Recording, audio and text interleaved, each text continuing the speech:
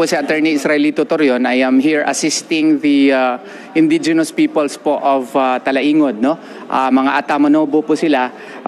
They are led by Dato Alan Kausing, Andigaw Agay, and Guting Dalyat Dausay, no? They are the leaders. Sila po ang mga leaders po ng mga indigenous peoples po ng Talaingod, Davao del Norte. They are anchoring their complaint on the provisions of Republic Act 6713 or Code of Conduct of Ethics of Government Officials, specifically the supposed commitment to public service, the high commitment to public service of these public officials such as congresspersons like Congresswoman Franz Castro. So, nagbiyahe po ang ating mga miyembro po ng indigenous peoples from Talaingod para po maparating dito sa House of Representatives na kinakailangan po na isuspinde